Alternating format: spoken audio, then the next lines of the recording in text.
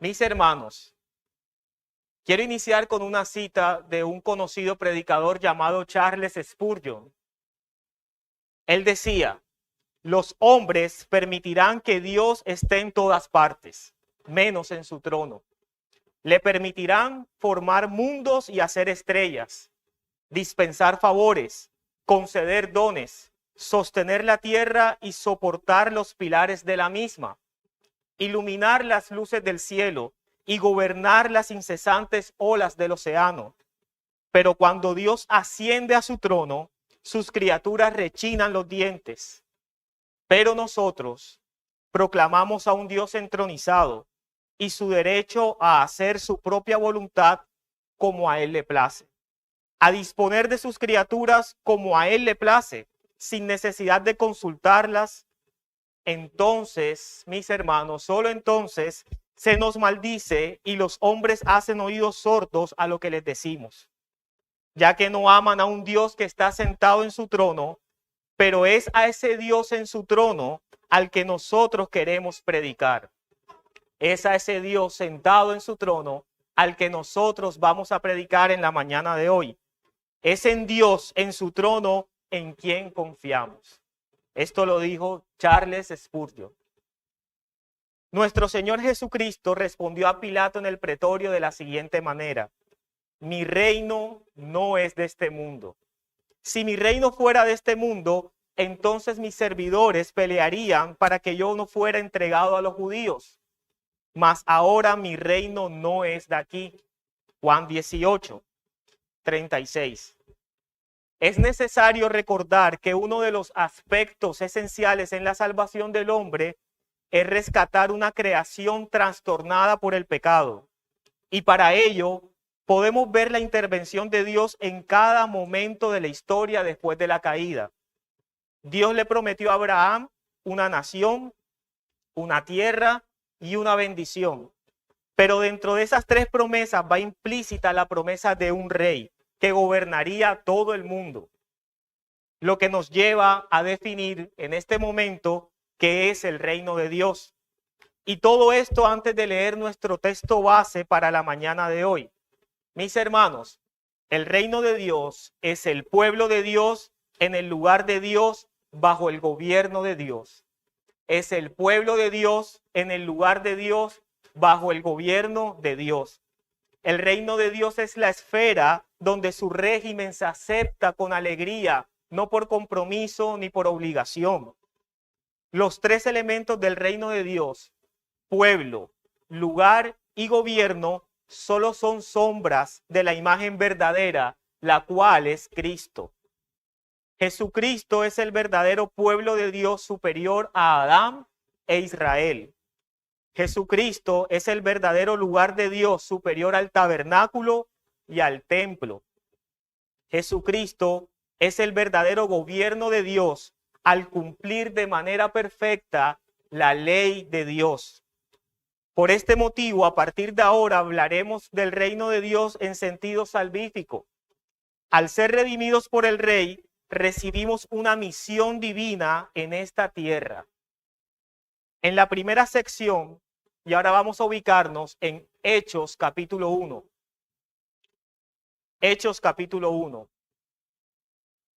Nuestro versículo o nuestra porción base será a partir del versículo 6 hasta el versículo 11 de Hechos capítulo 1.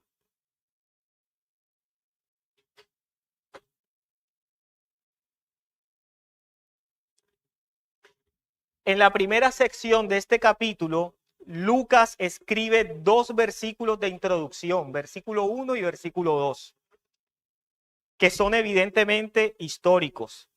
Luego hace referencia al periodo de 40 días durante los cuales Jesús se mostró a sus seguidores e instruyó a sus discípulos. Versículo 3 al versículo 5. Enseguida se refiere a una pregunta específica de los 11 discípulos y agrega la inmediata respuesta de Jesús, la cual en realidad indica el propósito de Lucas al escribir Hechos.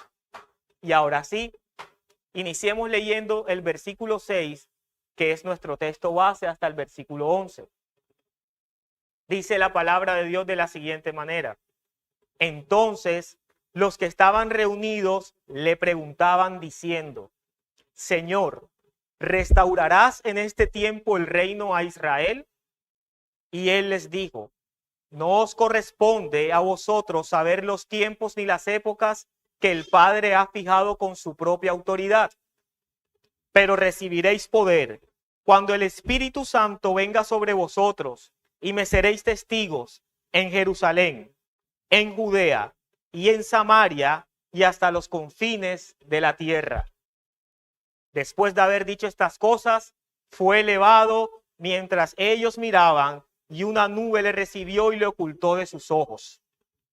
Y estando mirando fijamente al cielo, mientras él ascendía, aconteció que se presentaron junto a ellos dos varones en vestiduras blancas, que les dijeron: varones galileos, ¿por qué estáis mirando al cielo? Este mismo Jesús que ha sido tomado de vosotros al cielo, vendrá de la misma manera, tal como lo habéis visto ir al cielo. El título del sermón en esta mañana es Testigos del Reino de Dios. Ese es el título de nuestro sermón, Testigos del Reino de Dios. Y a lo largo de este sermón aprenderemos que la prioridad presente de los testigos del reino de Dios es superior a sus dudas acerca del futuro de su nación. Antes de su ascensión, nuestro Señor Jesucristo responde a su interrogante con el mandato que los conducirá a dar testimonio de su rey a todo el mundo, no solamente en Jerusalén. En el presente sermón observaremos tres aspectos importantes concernientes a los testigos del reino de Dios, bajo tres encabezados. El primer encabezado: los testigos del reino de Dios y su duda, versículos del 6 al 7.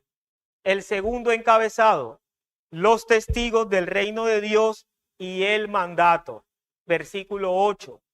Y por último, los testigos del reino de Dios y la ascensión de su rey, versículos 9 al 11. Iniciemos con nuestro primer encabezado, hermanos: los testigos del reino de Dios y su duda.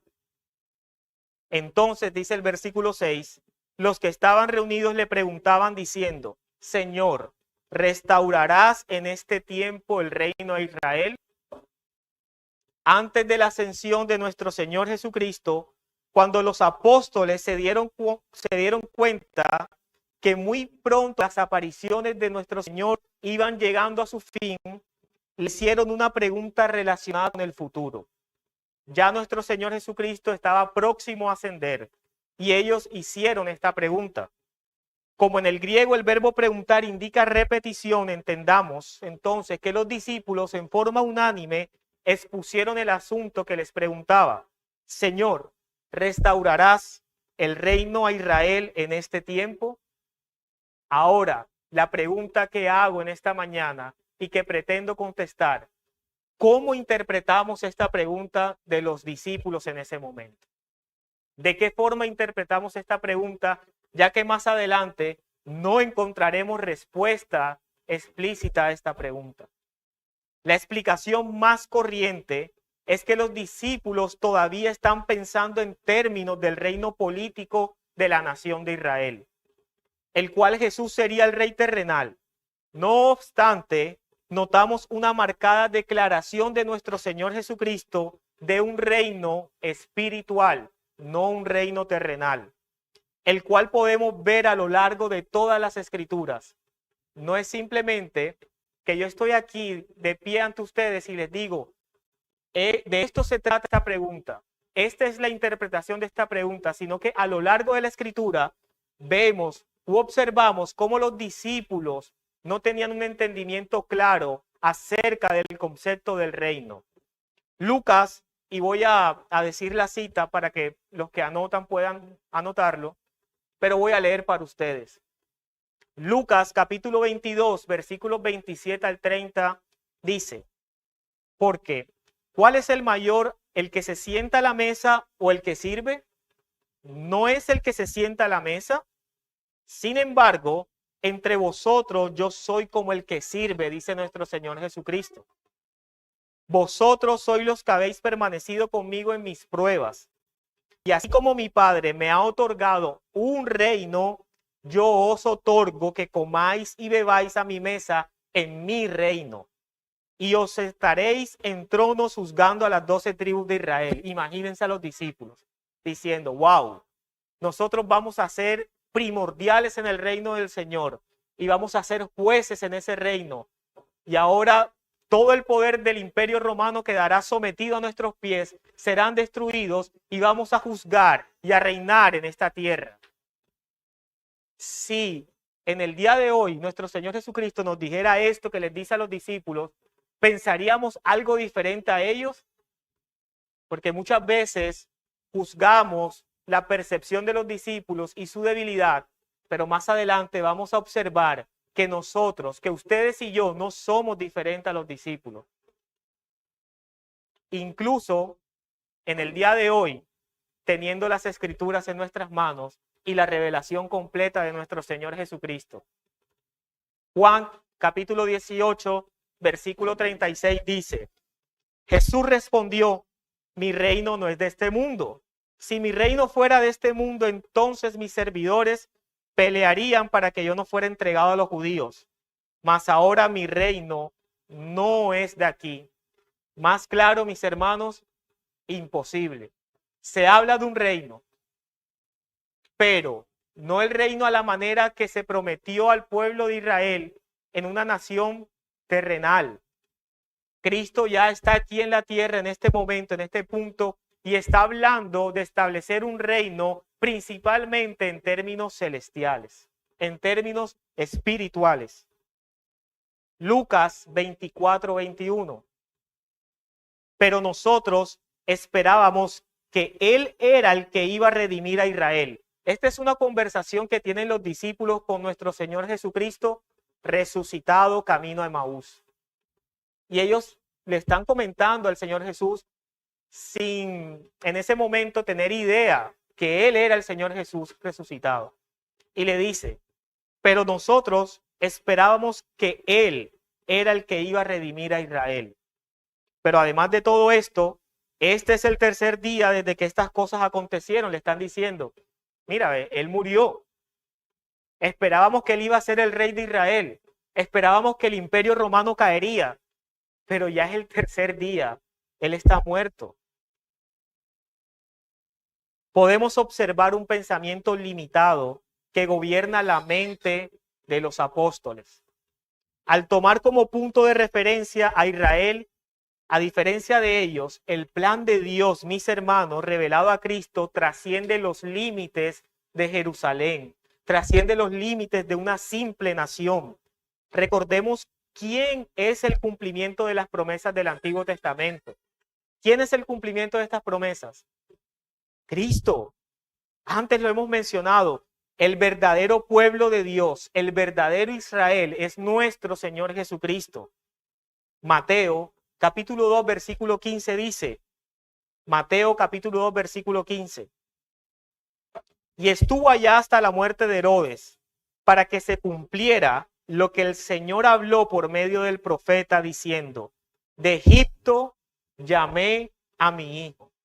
De Egipto llamé a mi hijo. ¿De qué profeta hablaba Mateo? Oseas capítulo 11, versículo 1. Oseas capítulo 11, versículo 1. Cuando Israel era niño, yo lo amé y de Egipto llamé a mi hijo. Al leer la cita en Oseas, nos damos cuenta que el profeta hace referencia de la salida de Israel de Egipto al desierto, el Israel físico. Encontramos un error de interpretación entonces en Mateo. ¿Se equivocó Mateo al atribuirle la profecía a Jesús en Mateo 2:15? No. más bien fue guiado por el Espíritu Santo a interpretarlo correctamente. Israel es la sombra de Jesús, mas Cristo es el verdadero Israel, el verdadero pueblo de Dios. Mateo aplica esta profecía a Jesús, el cual, al igual que el pueblo de Israel, fue llevado al desierto, fue tentado en el desierto, no por 40 años, sino por 40 días, con la diferencia que Israel le falló a Dios en el desierto, pero Cristo, nuestro Señor, no pecó cuando fue llevado al desierto. Esa es la diferencia de la perfección de la sustancia con respecto a la sombra. Esa es la diferencia del Israel terrenal con respecto al Israel espiritual, con respecto al cumplimiento de esta promesa. Los discípulos son demasiado limitados cuando hablan y piensan de Israel solamente en términos terrenales y de un reinado en términos aquí y ahora. Tenemos evidencia de ellos en el versículo 7 que acabamos de leer en Hechos, en el cual Jesús se dirige a los discípulos. ¿De qué forma? ¿Halagándolos? No.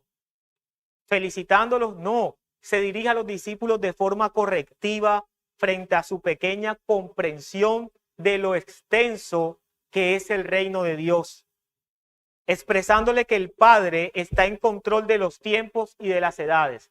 Palabras más, palabras menos. A ustedes, mis queridos discípulos, no les interesa saber qué va a pasar en el futuro. Yo lo voy a revelar. Esto le corresponde a mi Padre. De igual forma para nosotros hoy, ni a ti ni a mí, mi hermano, nos corresponde saber en el futuro nada más que Cristo viene. Es lo único que tenemos seguro en el futuro. Cristo regresará pronto.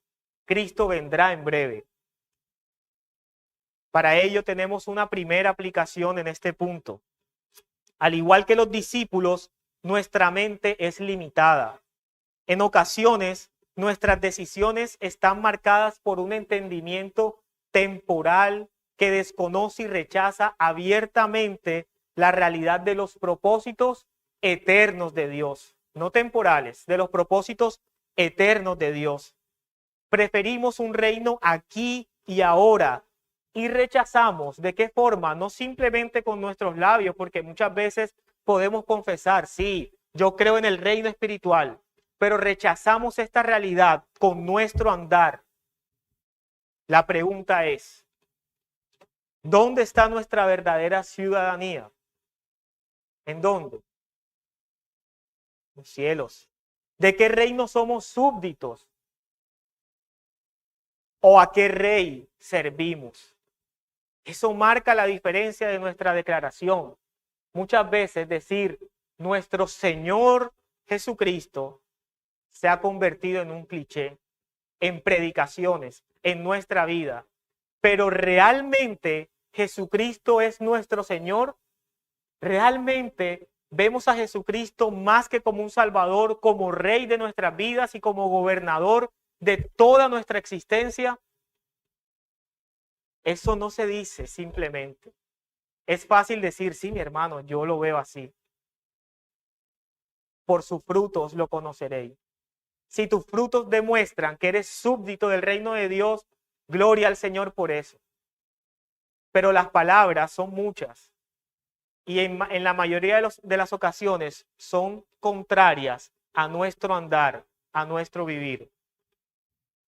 El evangelio de la salvación es para todas las naciones, no solamente para Israel. Pero eso Jesús les dice, por eso Jesús les dice que ellos serán testigos, no solamente en Jerusalén, sino como dice el versículo 8, lo cual nos lleva a nuestro segundo encabezado. Los testigos del reino de Dios y el mandato. Pero recibiréis poder cuando el Espíritu Santo venga sobre vosotros y me seréis testigos en Jerusalén, en toda Judea y Samaria y hasta los confines de la tierra. Aquí Lucas presenta el tema de todo el libro. Este pasaje contiene la promesa de Pentecostés y el mandato de ser testigos de Jesús en las siguientes áreas geográficas: Jerusalén, Judea y Samaria y todo el mundo. Podemos observar en este versículo que hay diferentes consideraciones. Por lo menos yo observo tres. Hay una promesa en el versículo, hay un mandato y también se habla de la característica o del significado de ser testigos. ¿La promesa cuál es? Antes que los apóstoles estuvieran capacitados para asumir su tremenda responsabilidad de establecer el fundamento de la iglesia, ¿qué se les promete? Ellos recibirán poder cuando haya venido sobre ellos el Espíritu Santo. El domingo de resurrección, en el aposento alto, dice Juan 20:22 que Jesús sopló sobre sus apóstoles y dijo: recibid el Espíritu Santo.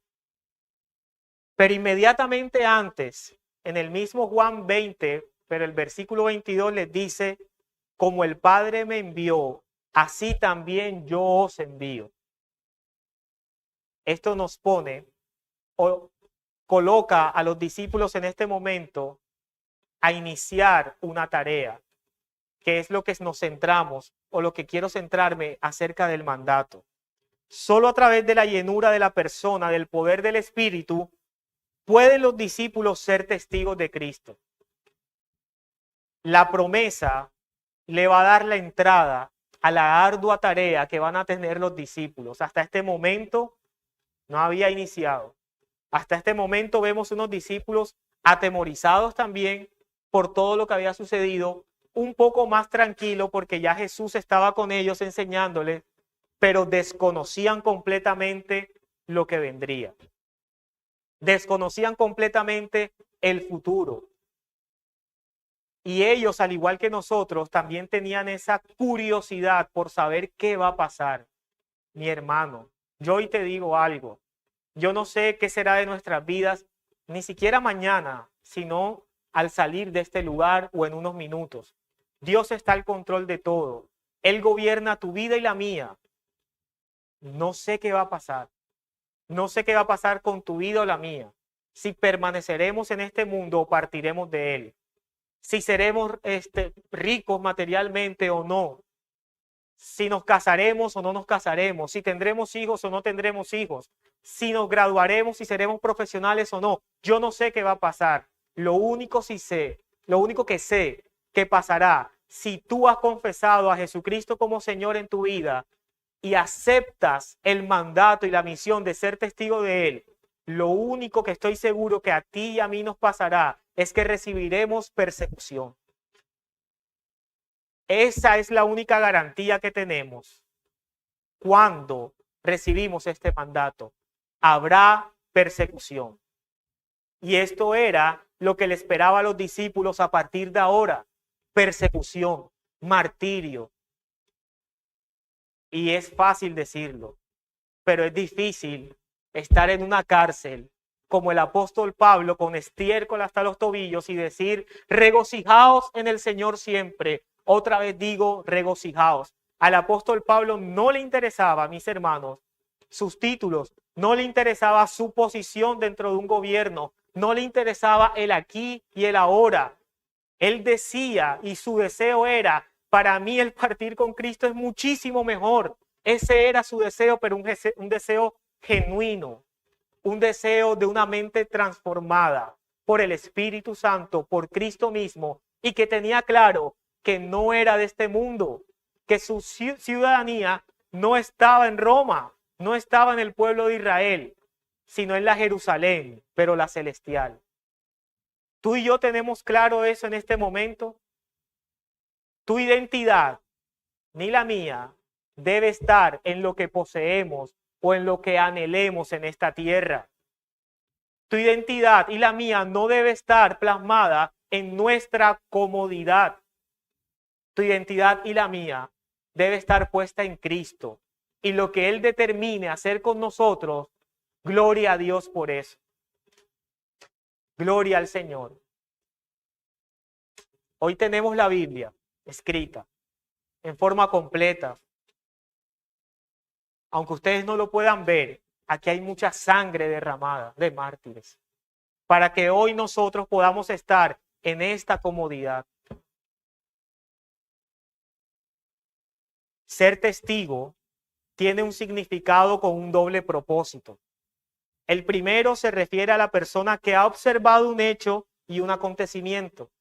Y el segundo propósito se refiere a la persona que presenta un testimonio por medio del cual defiende y promueve una causa. En Matías, o en la lección de Matías, podemos ver este doble propósito de ser testigos. Hechos capítulo 1, versículo 21. Es necesario, pues, que de estos hombres que han estado juntos con nosotros todo el tiempo que el Señor Jesús entraba y salía entre nosotros, comenzando desde el bautismo de Juan hasta el día en que de entre nosotros fue recibido arriba, uno sea hecho testigo con nosotros de su resurrección. La palabra griego significa el que muere por su fe. Ese era casi siempre el precio que se pagaba. Y ese era el precio que se iba a pagar de aquí en adelante, o que ellos iban a pagar. Pero aún no lo sabían. Aún no lo sabían. Pero, ¿por qué tanta sangre? ¿Por qué tanta confrontación? ¿Por qué tanta persecución? ¿Cuál era ese mensaje tan crudo que estos testigos iban a llevar? ¿Cuál era el testimonio de ellos? ¿Qué testificaban? El Evangelio. Así de simple, así de sencillo en una palabra, pero tan complejo en la forma en cómo nosotros vamos a padecer por causa de él. El Evangelio. ¿Y qué es el Evangelio? Yo creo que este es uno de mis versículos favoritos, entre tantos, que define el Evangelio. ¿Y por qué? Porque es uno de mis favoritos, porque no necesito hablar, simplemente ser un parlante mientras lo leo. No hay más nada que agregarle a estos versículos que voy a leer y que definen qué es el Evangelio. Primera a los Corintios, capítulo 15, versículos del 1 al 8. Este era el testimonio por el cual mucha sangre corrió. Primera a los Corintios, capítulo 15, versículos del 1 al 8. Voy a esperar que nos ubiquemos en él.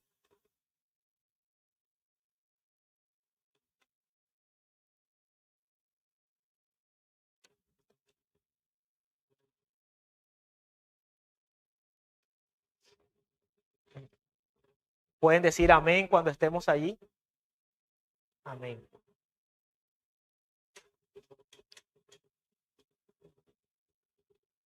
Dice la palabra del Señor. Ahora os hago saber, hermanos, el evangelio que os prediqué, el cual también recibisteis, en el cual también estáis firmes, por el cual sois salvos si retenéis la palabra que os prediqué, a no ser que hayáis creído en vano.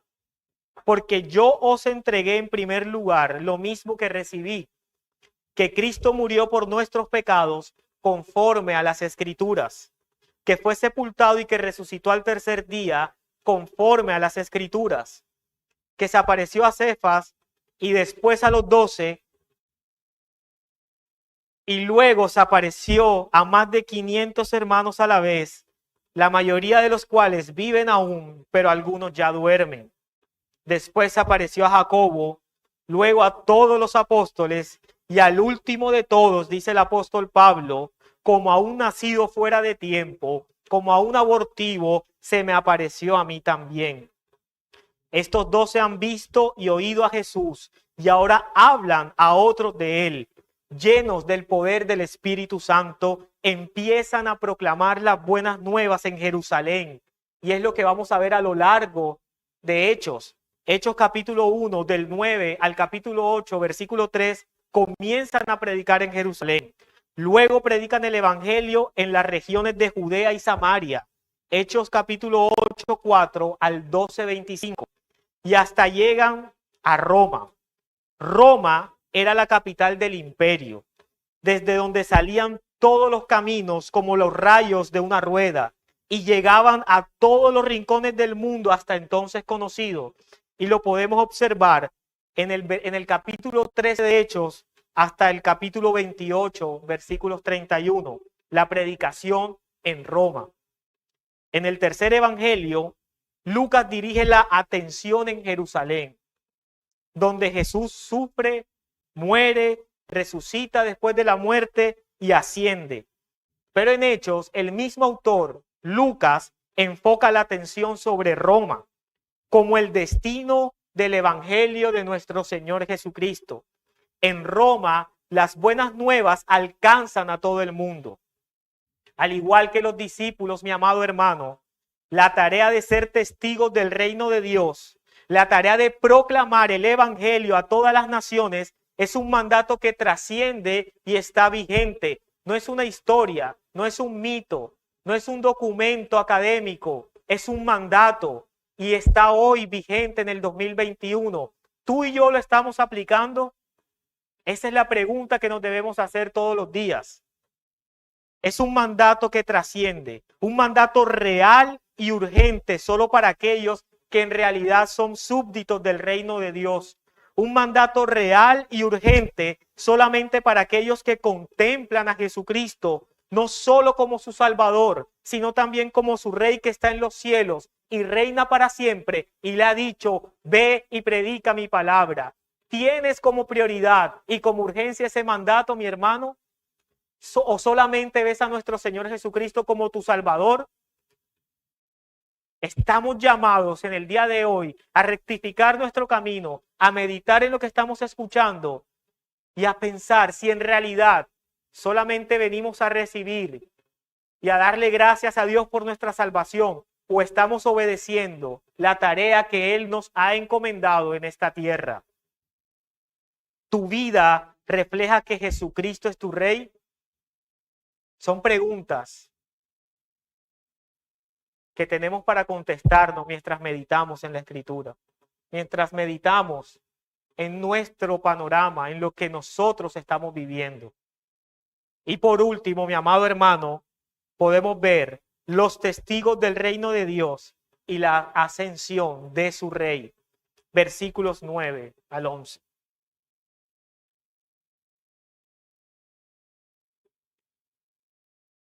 Después de haber dicho estas cosas, fue elevado. Mientras ellos miraban, y una nube le recibió y lo ocultó de sus ojos. Y estando mirando fijamente al cielo mientras ascendía, aconteció que se presentaron junto a ellos dos varones en vestiduras blancas, que les dijeron: varones Galileos, ¿por qué estáis mirando al cielo? Este mismo Jesús, que ha sido tomado de vosotros al cielo, vendrá de la misma manera, tal como lo habéis visto ir al cielo. Lucas registra en el hecho de la ascensión de Jesús en tan pocas palabras, de una forma sorprendente, cómo sintetiza este acontecimiento tan glorioso de una forma concreta. En la conclusión de su evangelio, a diferencia de Hechos, dice que Jesús llevó a sus discípulos a los alrededores de Betania, a menos de 4 kilómetros de Jerusalén. En Hechos dice el lugar exacto de la ascensión y fue en el monte de los olivos. Lo vemos en el versículo 12 de Hechos capítulo 1. En el evangelio, el mismo autor dice: y alzando sus manos los bendijo a los discípulos, y mientras los bendecía, se separó de ellos y fue llevado al cielo. Eso dice Lucas en el evangelio. Pero en Hechos dice: y habiendo Jesús dicho estas cosas, fue levantado mientras ellos miraban. Una forma más concreta, más contundente, más específica, pocas palabras, pero transcribiendo o expresando un hecho glorioso. El motivo de gozo en los apóstoles alimenta la esperanza para la ardua tarea que iniciaba. Hasta este momento, hasta este punto, ellos habían sentido el temor intenso cuando su Señor y su Rey había sido crucificado. Pero ¿cuánto es la confianza que le imparte este acontecimiento tan glorioso de que su Rey estaba ascendiendo? Él no solo, con su ascensión, no solo mostraba a los apóstoles que era Rey en la tierra, sino que también gobernaba no solamente sobre Israel, un pueblo pequeño, sino que se ha sentado a la diestra de Dios Padre para tener el dominio eterno sobre el mundo. Los llenaba de inmenso valor en su misión al ver esto.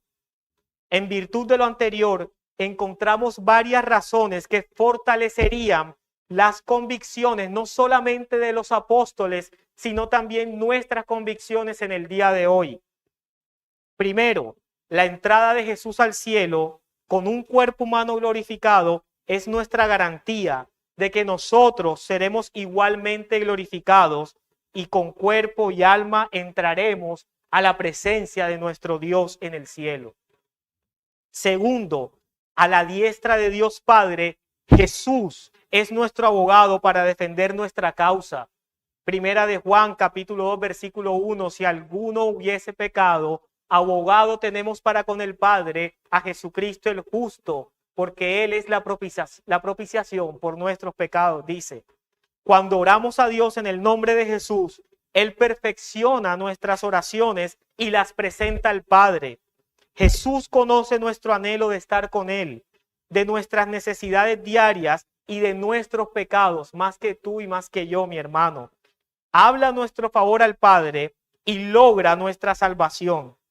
Durante su ausencia física, nos concede a la persona del Espíritu Santo para guiarnos y dirigirnos en nuestro diario vivir.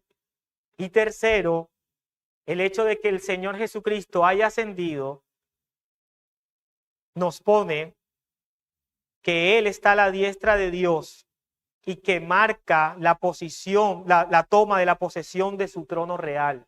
No es un trono terrenal, mi hermano. No es un trono limitado a una nación. Es un trono sobre todo el mundo. Y su gobierno es eterno sobre todas las naciones, no sobre una. Desde allí gobierna este mundo, aunque este mundo no quiera reconocer su soberanía. A los suyos vino y los suyos, a los suyos vino y los suyos no le recibieron. Cuando Cristo haya puesto a todos sus enemigos por estrado de sus pies, Él dará el reino a su Padre y entonces vendrá el fin. Estamos viviendo bajo el reino de Cristo. Estamos viviendo bajo el reino de Dios. Y nosotros no somos simplemente espectadores. Si tú, mi hermano, has creído en nuestro Señor Jesucristo, si tú has nacido de nuevo, tienes una tarea, tienes un don, tienes una misión. Y es algo claro y específico. Ve y predica el evangelio a toda criatura. Ve y enseña. Ve y haz discípulos. Esto no es solamente una tarea para los pastores. Esto no es solamente una tarea para los maestros o los servidores. Es una tarea para ti que estás sentado y que tal vez no tienes ni la más remota idea de cómo servir en la iglesia de nuestro Señor Jesucristo. Ve y predica. No sé qué don tengo, no sé cantar, no sé tocar un instrumento. Ve y predica. Ah, pero no sé hablar en público, no sé exponer, no sé predicar. En público, ve y predica. Y esto es urgente, mi hermano. Esto no es una tarea o una misión que se va a hacer paulatinamente. Esto es ya y ahora, porque es lo único que vamos a poder hacer en este mundo. Porque cuando estemos con Cristo, cuando estemos en su eterna gloria, solamente tendremos tiempo para alabarle a Él, para rendir nuestras coronas ante Él y para decirle: santo, santo, santo es el Señor. Allí no habrá predicación porque tendremos al Verbo encarnado con nosotros, el mismo que ellos tenían y que estaban viendo que se iba al cielo, que estaba ascendiendo. Ese mismo Señor ha dejado al Espíritu Santo hoy en tu corazón, en tu vida y en la mía para esta ardua tarea. No tienes ganas, ve y predica. No es cuestión de emoción, no es cuestión de sentimientos, es un mandato, es cuestión de una orden de un rey. Y en el tiempo de la monarquía, el que no obedecía la palabra de un rey, ¿qué le pasaba? Decapitado. Ah, pero estoy vivo aquí, mi hermano Fabián. Ve y predica. Mi amado hermano, que Dios nos ayude en esta enorme tarea. Pero tú, amigo que me escuchas, Dios ha sido misericordioso durante toda tu vida, a pesar de que has rechazado continuamente el gobierno de Dios, no solo con tu incredulidad, sino con la indiferencia ante la realidad eterna que hoy te persigue, ignorando así que tu verdadero problema no concierne a las cosas de este mundo que se ven, sino a las que no se ven en este momento. Tu verdadero problema, amado amigo que estás sin Cristo en este momento, radica en tu pecado y en tu corazón no arrepentido. Dios es el único que puede trasladarte del reino de las tinieblas en el que ahora te encuentras al reino de su amado Hijo. Pide perdón y corre a sus brazos en arrepentimiento y fe. Si escuchas esta palabra, no tienes excusa en el día de hoy. Pero tú, mi amado hermano, que has nacido de nuevo, si en verdad has nacido de nuevo, no debemos dar por sentado de manera vacía que Cristo es Señor y Rey, sino que a través de nuestra obediencia a su palabra reflejemos frutos dignos del Evangelio, al vivir no como señores, sino como siervos por amor a su nombre, al reconocer el control de Dios, cumpliendo nuestra misión en esta tierra como embajadores de su reino, como testigos de su reino, y proclamando hasta lo último de la tierra, a tiempo y fuera de tiempo, el evangelio, aquel que leímos ahorita en 1 Corintios 15. Dios no nos ha dado espíritu de cobardía, mi amado hermano, sino de poder, de amor y de dominio propio, y nos ha dado a su Espíritu Santo para ayudarnos en esta ardua tarea. Que Dios nos ayude una vez más. En el presente sermón hemos aprendido que la prioridad presente de los testigos del reino de Dios es superior a sus dudas acerca del futuro de su nación. Antes de su ascensión, nuestro Señor Jesucristo responde a su interrogante con el mandato que los conducirá a dar testimonio de su Rey a todo el mundo. En el presente sermón hemos estudiado esta realidad de ser testigos del reino de Dios bajo tres encabezados: los testigos del reino de Dios y su duda, los testigos del reino de Dios y el mandato, y los testigos del reino de Dios y la ascensión de su Rey. Oremos.